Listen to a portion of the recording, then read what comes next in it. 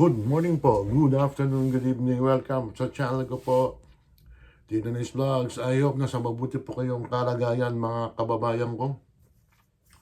Ano ba ngayon? Monday, January 5, 2026 mga kababayan ko. Back to normal tayo, back sa discussion mga kababayan ko. Alam nyo, itong si Leandro Leviste, may nagsasabi na, palabas lang yan, ganun-ganun. Pero, ang tapang nitong batang to. Actually, hindi man niya kailangan ng pera na eh. Bilyonaryo na yan eh. May negosyong yan eh. Yung ano ba yun? Yung power, anong tawag doon?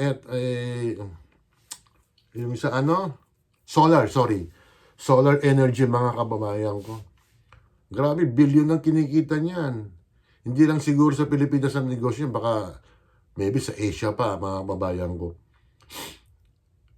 Siguro nakita niyo na mga babayan ko yung nangyari sa Kongreso. Hiyang-hiya naman kami sa inyo. 2 million pesos ang bonus nyo. Aside dun sa 300,000 pesos monthly ang sinisweldo mga kababayan ko. Tapos itong 2026 na budget ngayon mga babayan ko, ang Kongreso, lower house, dinagdagan pa ng budget nila ng 10 billion pesos.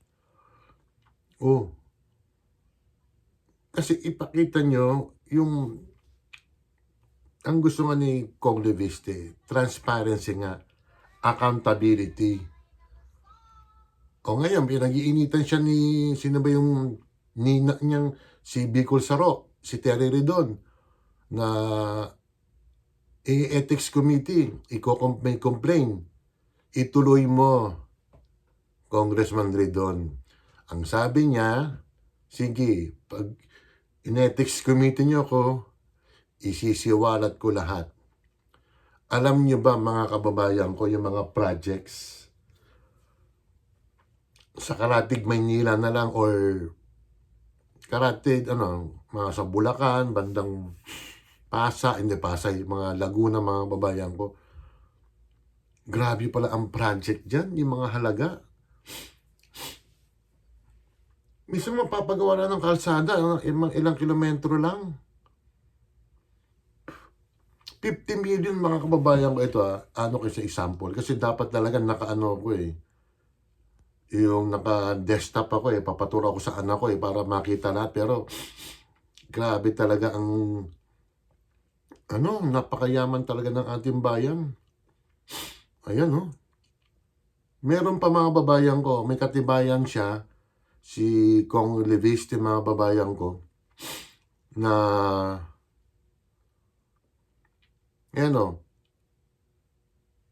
si Leviste isinapubliko ang mga benepisyo ng mga kongresista sa masikretong MOOE.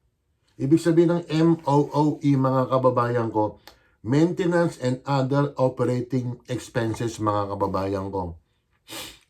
Kabilang ang 2 million yun nga, Christmas bonus, dininay naman ibang mga kongresista.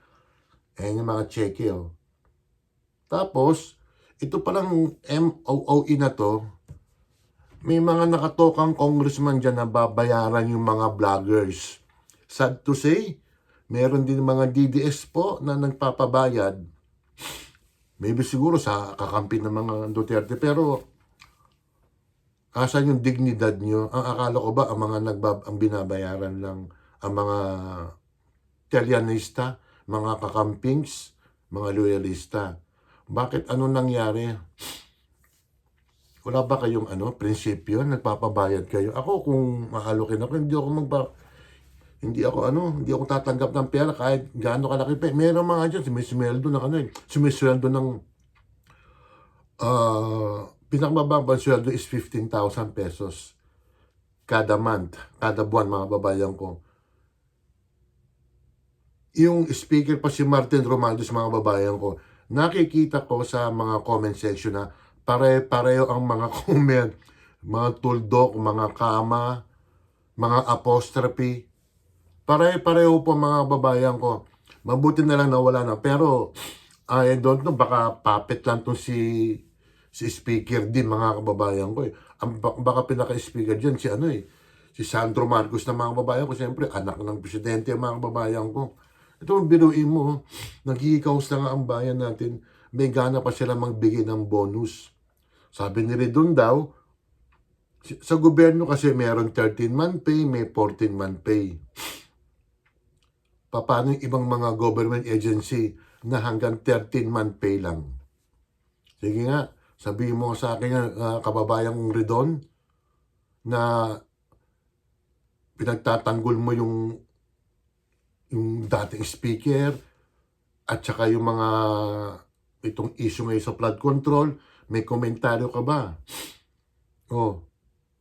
Meron ka bang komentaryo tungkol kay Saldico na bumaliktad na nga, di ba? Bakit tumahimik? Mabuti na lang, may isang Leandro Leviste, mga babae ko, na napakatapang. Meron tayong isang congressman pa na suspend, si Kiko Barsaga. Si Kiko naman talaga, iba naman ang tema niya.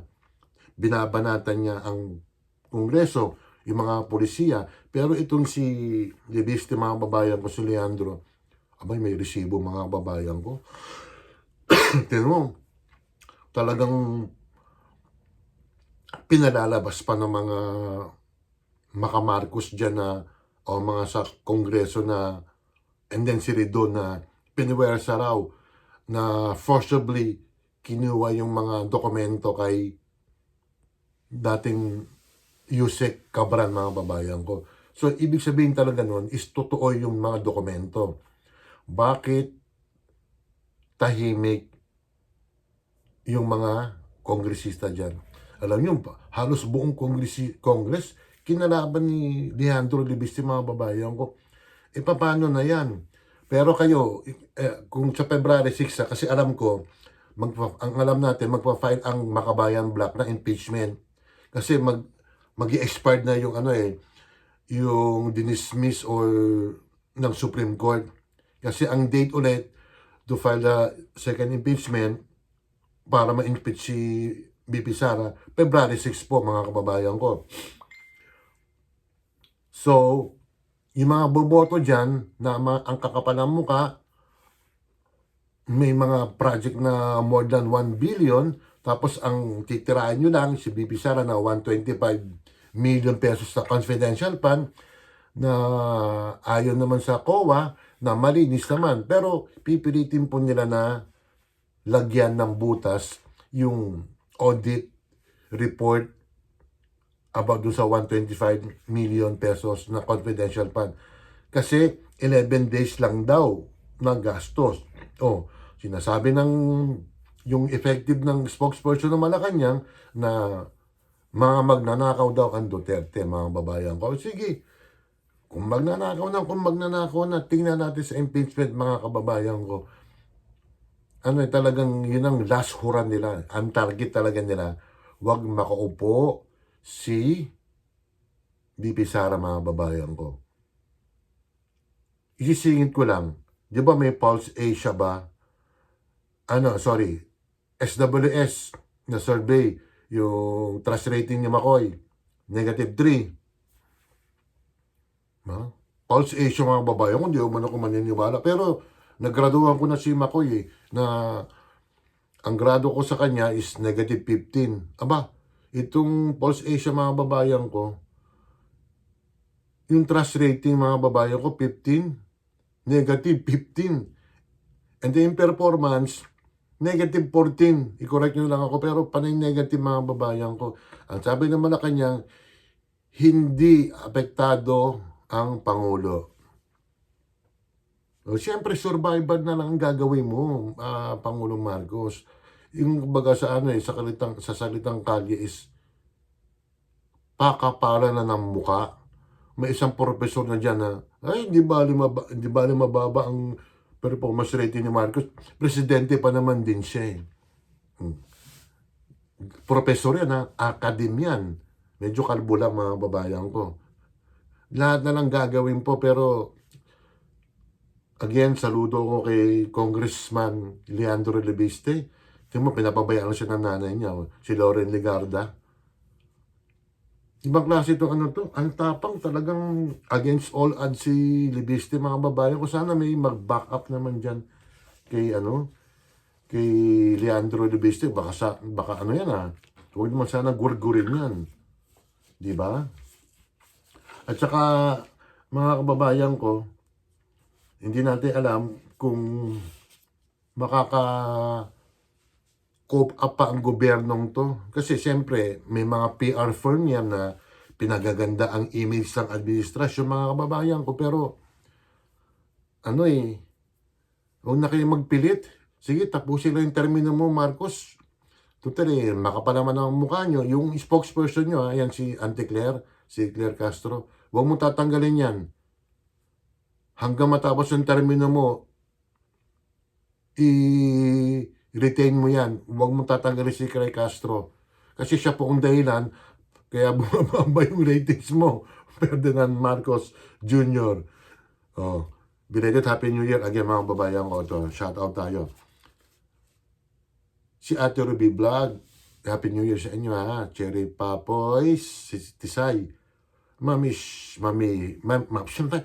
Shipe, Tuga Michi Tigerfield, Sinjin Vlog Official, Happy Birthday, belated, Oxystab, Elisa Deu, Shirley Mendrano, Kapango Vlog, Evelyn Official ng Macau, Pretty Jane, Barona Vlog, Professor Bonds, Teacher Bonds, Mirna, 1,000, surname, Alcantara, Smiley Face Channel, Mamalin Official, Bet Pilapil, Dong Rebs, si Eldong tsaka si Rebs, Amlena Vlog, Missy Rosco, Koki Hero, Bib, A-Heart Purple, Mark Anthony Briones, Franz Willy, Ken Russell, US Pinoy Adventure, Chairman Joban, Kim, Nanay Eva, Mayang Vlogs, Emily Brosas, Olga Lag TV,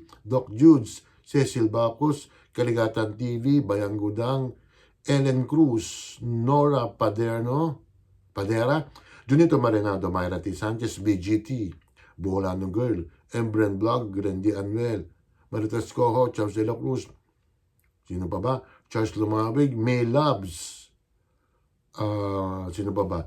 Si Freya Official, sino pa ba na andyan? Si Chill, mga kababayan ko, binabati ko. Sino pa ba dito? Bago to Si Buholano, sila na lang nag-uusap. Sige. Yun ang mga kababayan ko i-protektahan natin si Congressman Leandro Libiste, mga kababayan ko. Marami pa siyang pasasabugin, mga titos, mga titas. Kaya, January 5 na ngayon, Monday.